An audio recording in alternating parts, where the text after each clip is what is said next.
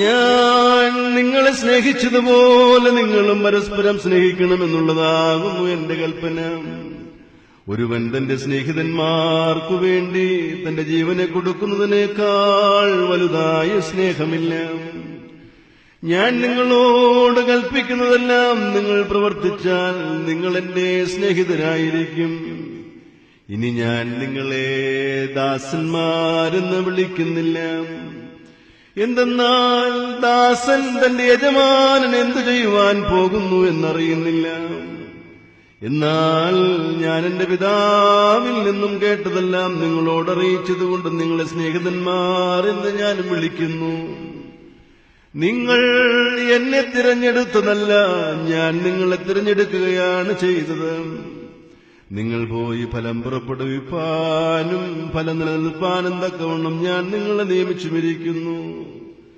നിങ്ങൾ പരസ്പരം സ്നേഹിപ്പാനായി ഞാൻ ഇങ്ങനെ കൽപ്പിക്കുന്നു.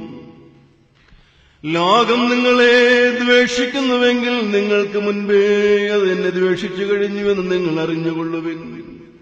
നിങ്ങൾ ലോകസംബന്ധികളായിരുന്നുവെങ്കിൽ ലോകം സ്വന്തമായുള്ളതിനെ സ്നേഹിക്കുമായിരുന്നു. എന്നാൽ നിങ്ങൾ ലോകസംബന്ധികളല്ല. എന്നാൽ ലോകത്തിൽ നിന്ന് ഞാൻ നിങ്ങൾ എന്നാൽ തിരഞ്ഞെടുക്കപ്പെട്ടവരാകുന്നു. അതുകൊണ്ടാണ് ലോകം നിങ്ങളെ ദ്വേഷിക്കുന്നത്. ദാസൻ യജമാനനേക്കാൾ വലിയവനല്ലെന്ന് ഞാൻ പറഞ്ഞതായ വചനം നിങ്ങൾ ഓർത്തുകൊള്ളുവിൻ. അവർ എന്നെ പീഡിപ്പിച്ചുവെങ്കിൽ നിങ്ങളെയും പീഡിപ്പിക്കും. അവരെന്റെ വചനമാചരിച്ചുവെങ്കിൽ നിങ്ങളുടേതും ആചരിക്കും. എന്നാൽ എന്നെ അയച്ചവനെ അവർ അറിയായിക്കൊണ്ട് ഇതെല്ലാം അവർ നിങ്ങളോട് പ്രവർത്തിക്കും. നിങ്ങൾ വിരുദ്ധരാകാതിരിപ്പാനായി ഞാൻ ഇവയെ നിങ്ങളോട് പറഞ്ഞിരിക്കുന്നു. അവർ നിങ്ങളെ സംഘാലയത്തിൽ നിന്നും തള്ളിക്കളയും.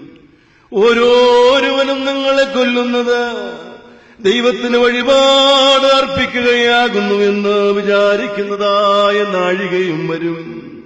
അവരെന്റെ പിതാവിനെയാകട്ടെ എന്നെയാകട്ടെ അറിഞ്ഞിട്ടില്ലാത്തതുകൊണ്ട് ഇങ്ങനെ പ്രവർത്തിക്കുകയും ചെയ്യുമെന്ന് നമ്മുടെ കർത്താവ് കൽപ്പിച്ചരുളി ചെയ്തു. ശൈനോ ശ്ലോമോ